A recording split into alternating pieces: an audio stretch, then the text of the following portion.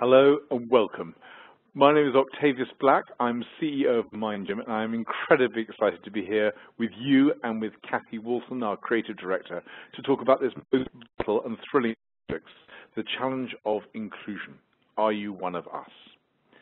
And I think where this first touched me was when I was talking to someone who headed up diversity and inclusion at one of the world's great professional services firms. And he was explaining to me that they had gone through enormous efforts to increase the diversity of their population. And they had been quite successful at this. But what they had then discovered is that it had not had any impact on performance. Indeed, some have suggested the opposite. And the new people they managed to bring in had in fact decided to leave. And so he was struggling with the challenge of why is it that diversity is supposed to improve the performance of businesses, and yet it hasn't with ours. And what he did then was most interesting. He went to find research on what was going on. And what he discovered was that what happened was that for people to succeed in this company, you had to speak out quite a lot. And that often meant in meetings with large numbers of people. Now, if that was your cultural preference or your preference for other reasons, then that was fine. You did very well. But if you were slightly quieter or more considered, then you weren't allocated to the important high-profile projects, and then you started to get slightly more boring work, or your opportunities were less, and things started to slip away. So the issue he discovered was not so much diversity, but how people felt and were received once they had arrived. In effect, inclusion. And so what we want to talk about today is why diversity has perhaps been the Batman of superheroes to inclusion's Robin, but in fact, it would be better off if it was the other way around. So if diversity without inclusion can be so detrimental, some might say, well, maybe we could do without any or less diversity at all. That is not an option. The macro factors that are going on economically and socially are so compelling that we have no choice, and in fact we should embrace a more diverse workforce.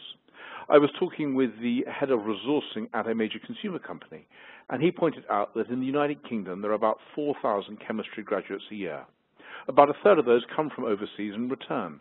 So that left about 2,700 odd chemistry graduates as the total population from which they could recruit.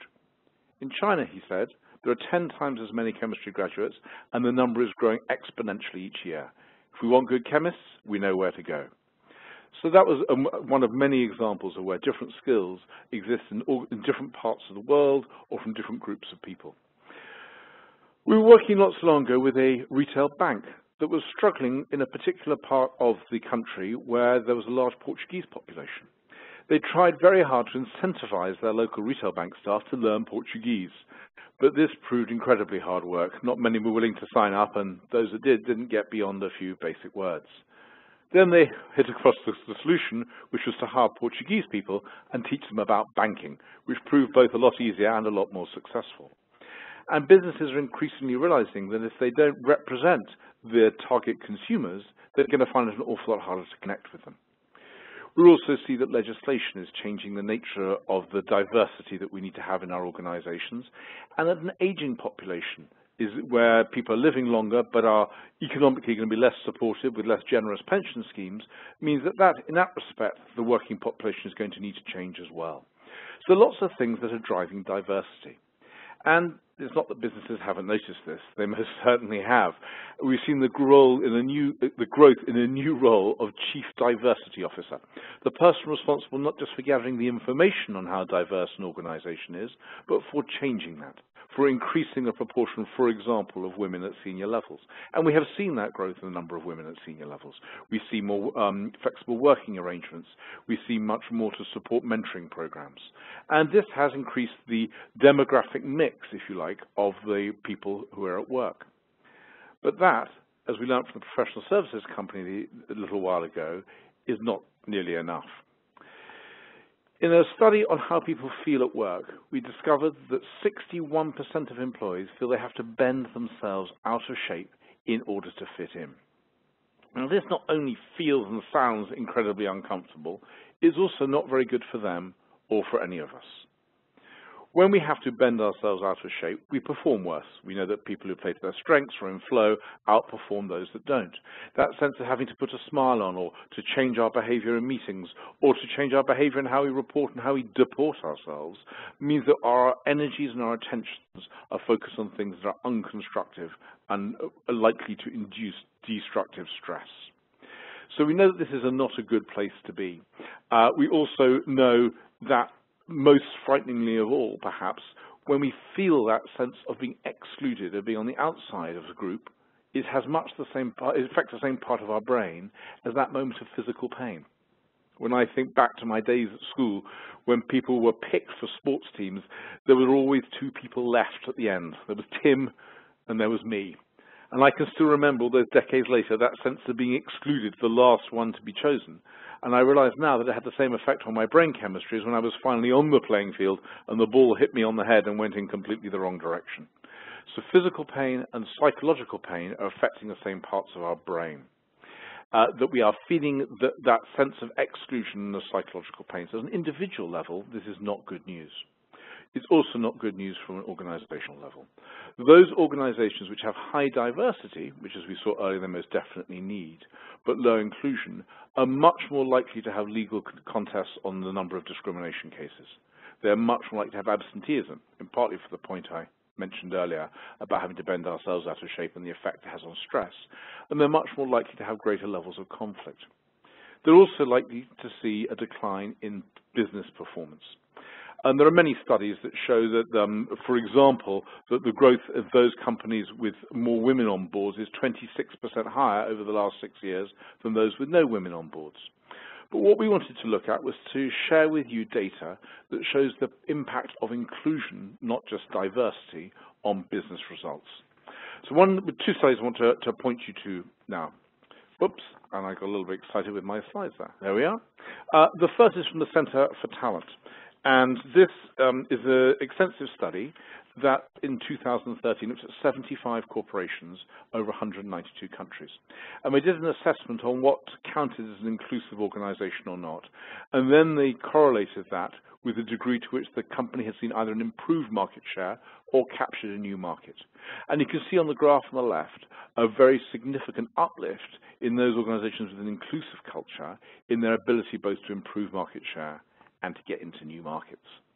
Now that, you might say, makes sense. You know, you're trying to get into a market, you don't really understand it very well. If you're inclusive and you have a more diverse group who are able to contribute and be more innovative, then sure, that would help you capture a new market. But we're not necessarily in the capturing new market field. We're already in the markets we want to be in, and we're not planning to go to any others. So then I wanted to share with you, those of you who know Mind Gym well will know we never rely on one source of data to make a point, this separate study by the Corporate Executive Board and their Global Labour Market Survey. This covered 18,500 employees. And it found that where there was an inclusive culture, not only was discretionary effort significantly higher, but the intent to stay was significantly higher as well. And as we are seeing the end, we hope, of the age of austerity and a re-emergence of growth, and greater demand on the attraction of talent and greater competition to get it, the cost of a turnover of employees is going to go up and the pressure on it will increase. And therefore our ability to encourage people to want to stay will matter more and more on our business performance. So the business case, not just for diversity, and certainly not for diversity alone, but for inclusion, is compelling. That's fine. But what does it mean to have an inclusive culture where people want to stay and where people make the discretionary effort? And how on earth do we go about getting it? And for that, I'm going to pass over to Kathy.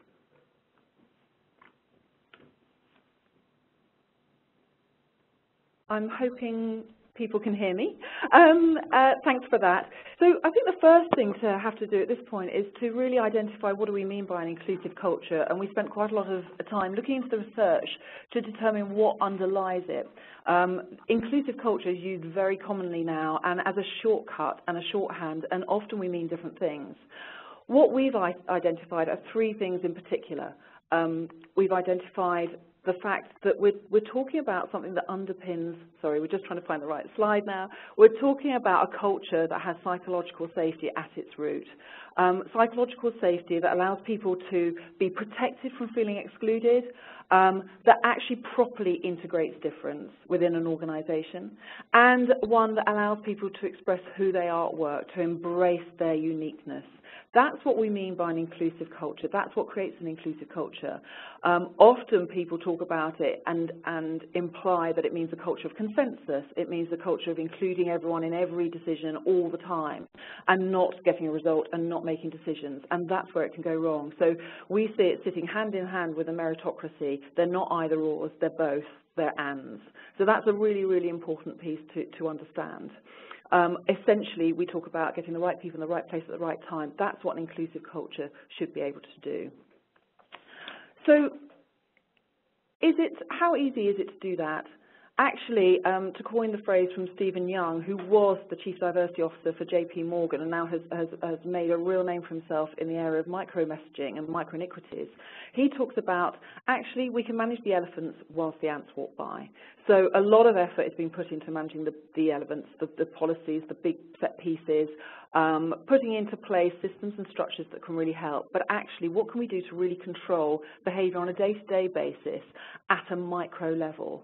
And we've tried to focus our interventions on that aspect of personal activity so that ultimately it's everybody's responsibility to create an inclusive culture.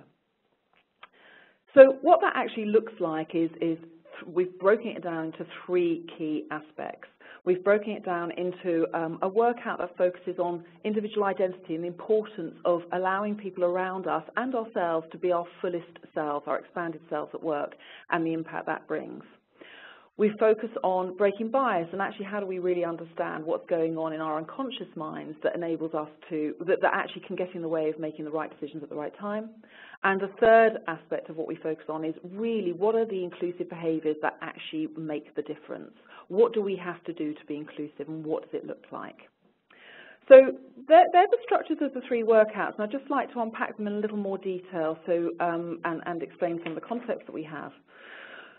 The first one is called Knowing Me, Knowing You, and actually the focus, as we say, really is on understanding the impact of people being both their expanded self but also what it feels like to be their diminished self, and the impact that has both on themselves and on those around them and ultimately on their performance. And actually the role that psychological safety, which has now been shown in the latest studies to have an impact on retention, on innovation, on motivation, on performance, the impact psychological safety has on making the difference between whether we're one or the other. And of course, we're naturally focused on connecting with people that we perceive to be similar to us, and that's been proven over the years. But what's our reaction to difference? So in this workout, not only do we see the appeal of connecting with those that are the same as us, but we look at actually our reaction to difference. And by that, we mean difference in its entirety. We're not talking about the obvious ones that we associate when we talk about diversity. We're actually talking about difference in its entirety. And in fact, I don't know if anyone saw the Saturday Times this weekend where Malcolm Gladwell was talking about, or was predicting, that sizeism would be the new cause of discrimination in organisations going forward. We're talking about how everyone differs on any possible dimension and how we need to manage that going forward. And the fact is that we actually all have very different and personalised reactions to difference, which range from embracing that difference through to attacking, even being revolted by difference. And for each of us, it's a personalised response. So if we just take this graph and think very specifically about, actually, yes, if we perceive a similarity, we might embrace it. If we work our way through, there'll be people who are different to us that might be invisible to us. There are people who are different to us who we might be neutral about, but there'll be people who are different to us who trigger a reaction in us that's more negative. And that's what we explore in this workout, very specifically. What are those trigger differences? What happens to us when we're triggered? And why is that? And what impact does it have on our creation of psychological safety for others? So we explore our own filter bubble, who we let in, who we keep out. And actually, we really test how well we ourselves are creating psychological safety for others. It's easy to think we are creating that, but are we genuinely? And how would you know whether you're making people feel safe around you? So the whole thrust of the workout is focused on how do we be known more at work ourselves, and how do we enable others to be known more around us, and what can we do to play that part? The second workout focuses on unconscious bias, and it focuses on us understanding really the power of our unconscious minds. And we've got a very interactive first chunk of the workout, which draws on psychological experiments that have been done over the years that illustrate the power of our unconscious minds. And we actually get participants in exploring those findings, predicting those findings, and running some of those experiments in the room. and actually highlighting that bias is a natural shortcut. It's normal, it happens, otherwise we'd be overwhelmed. But what can we do to actually bring it to the forefront, to hold it, to notice it, and just challenge it in day-to-day decision making? There's been some recent research that's shown that actually a lot of techniques for removing bias don't work, and we've focused on the ones that do. So we've taken a three-step model to really think about what do you have to do to consider your actions, consider your decisions, challenge that evidence and counter your bias. And specifically we're focusing on counter-stereotyping and priming as a way to counter your bias. And in particular how they show up in key decisions in the workplace in terms of selection and performance. Our third workout focuses on actually if we really want to be includers and if we really want to understand what that looks like, what does it mean in practice, what does it mean in terms of our behavioural toolkit. And the assumption is that most of us aren't intentionally excluding anyone. If we do it, we're doing it without realising and we're doing it unintentionally. So we explore three ways that happens. We explore the fact that it happens by creating in-groups and out-groups and how easy it is to do that, and we create in-groups and out-groups in the exercise based on arbitrary factors, but how quickly they form, how powerful they are, and how strong it feels to be part of an out-group. And we explore our own feelings of having been excluded in the past and what that feels like and the impact it has on us. We talk about what being inclusive on a day-to-day behaviour level looks like, both on a macro level but on a micro level, and we've identified 46. There's obviously hundreds of micro messages we send out day to day, both micro affirmations and micro aggressions, but actually we identify 46 that we look at in detail and understand the impact they can play when we might be saying one thing and giving across a completely different message at a micro level. Specifically, we focus on three aspects of inclusive behaviour. The behaviour that we need to bridge, i.e. to bring people together. The behaviour we need to value and affirm others, very much even from the basis of acknowledging them through to actually valuing the contribution. And the behaviour we need to actually protect others. And when we talk about protection, we talk more specifically about the fact that very often we're not excluders. We're not necessarily includers. We can often be bystanders. And we're familiar with the bystander effect when it comes to crime in public places, but actually it exists in organisations as well. So a bystander, anyone who sees or otherwise becomes aware of behaviour that's worthy of comment and action and does nothing. And it's hard to challenge in an organisation, especially challenging upwards. So the third aspect of what we're looking at here is how do you move from being a bystander to an includer, and what does that really look like when you're trying to both challenge behaviour but save face for the person who's actually behaved in that way to include the person that's being excluded, and that's quite a skill. So that's the final section of that workout, but all in all it focuses on those three aspects of behaviour that are where we can unintentionally exclude. I'm going to hand back to Octavius now to summarise and open the floor for questions. Thank you, Kathy, for sharing the three areas we've chosen to focus on in order to help build an inclusive culture and in order to talk about, in order to deliver psychological safety. We now love to take your questions. I have a very interesting question here from Wally, who says, isn't reducing bias contradictory to being yourself at work? Why not acknowledge it openly? Perhaps that's what you mean. I don't think you can reduce bias in the short term. I think that I'll start with an answer to that, and then I'll pass over to Kathy in a moment to add to that as well. And I think one of the interesting examples here about bias is we're often completely unaware of it. And we would be devastated to know quite how strong it is. And I'm struck here by the story of blind auditions for orchestras. There was a tradition of, for all auditions, for the conductor whose ear is magical and is quite the world's expert on picking the best people, to listen very carefully to what the sounds were being created and then choose the best performer as a result. There was, however, an audition where the trombonist was going to, one of the people auditioning for trombonist was the son of one of the first violinists. And therefore, in order to avoid any risk or danger of bias, they introduced blind auditions where each trombonist would perform from behind a screen.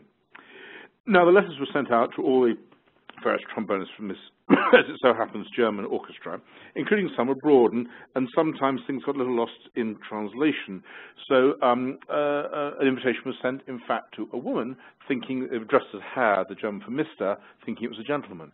Then the blind auditions were conducted. And the conductor was in no doubt that the 13th person to present was undisputably the best of the performers. He was asked to check, are we absolutely sure? Yes, number 13, we must have them. They were brilliant. He was fantastic. The only problem was that he was a she. And when the lady appeared, he said, oh, there must have been some mistake. That wasn't the right number. But in fact, it was. And what they discovered here was that, as this conductor discovered, and this led to a big lawsuits in due course and all sorts of issues that emerged, but it also led to a very positive change, which was the introduction of blind auditions for many more orchestras. And what they found is the proportion of brass players who were women went from about 3% to over 30%. And therefore, the intention was to do the best possible thing, to choose the best brass player, but the reality was that bias was at work. So yes, we can help people, all of us, recognize our biases, and therefore, once we're aware of them, they kind of one of the professors who worked called Guy Claxton called name and shame, is once we can name the bias, we can shame it, and then we can do something about it and move on. So that was my piece there. Kathy, is there anything you'd like to add to that? No, other than I think that was a question from Wally. Absolutely, you're right. I mean, we need to acknowledge them and own them and share them. So I'm just endorsing that point. That's very much what this is about. It is normal, and it's normal to actually have them and to talk about them. Back to you, Octavius. Yes, so Vinder's got an interesting question here. Fascinating to hear about micro behaviours in building bridges. Is this based on the work by Dr. Paul Ekman? Kathy. I hope you can hear me again. Yes, it is, but it's drawn from a number of different authors, and we've obviously used Stephen Young's work in particular to look at actually how they show up, what they are, both the positive ones and negative ones, and how we can actually introduce those into a session without making people feel like they're criminals and they're making these faux pas. We do it in a fun way, which is without any blame, but just knowing if you've been receiving those micro messages from others and what that looks like. Great, and another good question from Annika. Can you talk us through one of the activities you work on to illustrate how to move from a bystander to an includer? We have a number of scenarios that we've created that are very real scenarios of where one can, awkward situations, day-to-day awkward situations where it's easy to do nothing, it's easy to watch. And on the basis of those principles of how do you save face for the individual who's actually been excluding, and how do you include the person who's being excluded, we get people to actually work those through and discuss together, but using an approach and using a set of principles. Great. Another question from Angela. How do you deal with difficult delegates who may not have bought into inclusive culture and feel they have to attend a workout? One of the principles behind which all Mind Gym solutions are designed is three parts, which is to engage people, then for them to participate, and then to activate, to actually put things into practice. It's our whole approach to distributed learning. And therefore, key part of the difficult delegates is the engagement up front, to make the case for why their life is going to be easier if they're able to act in ways that increase inclusion, whether it's generating more ideas or discretionary effort or finding the talented people who will be able to help them get their work done or be more successful. And therefore, there's a part to the upfront piece about making the case for inclusion, which we started to in the first few slides of this webinar. Kathy, anything you want to add to that? A lot of interventions that are created actually make people feel as if they're on the outside. They tend to be segregated events, or that they can make you end up feeling as if you're treading on eggshells. And what we've tried to do in the design here is make all the content very relevant to you personally, for how you personally can benefit, and making the assumption that everybody can feel like this. You don't have to belong to a particular minority. You can actually be, part of that research that Octavia shared at the beginning of people who cover discover at work 45% of those people were white, straight men. So actually this whole issue of feeling like you belong, feeling like you're included and feeling like you're known is relevant to everyone. So we've really pushed in the beginning of each of the workouts, whether the focus is on bias, whether it's on inclusive behaviour, to make it personally resonate. So they're very personal interventions. A lovely question from Amy here. Do you think organisational cultures need to balance encouraging people to be themselves with participating in the organisation's culture and goals? And for sure, this is an important part of what I think Kathy touched on earlier, which is that an inclusive culture is not necessarily an all-permissive culture.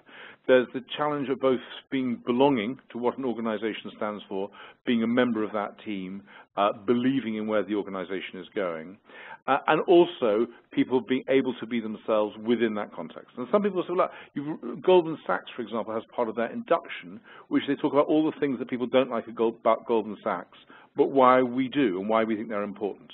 And actually that's a really important part of every organisational culture, to say this is what we stand for. It isn't going to work for everybody.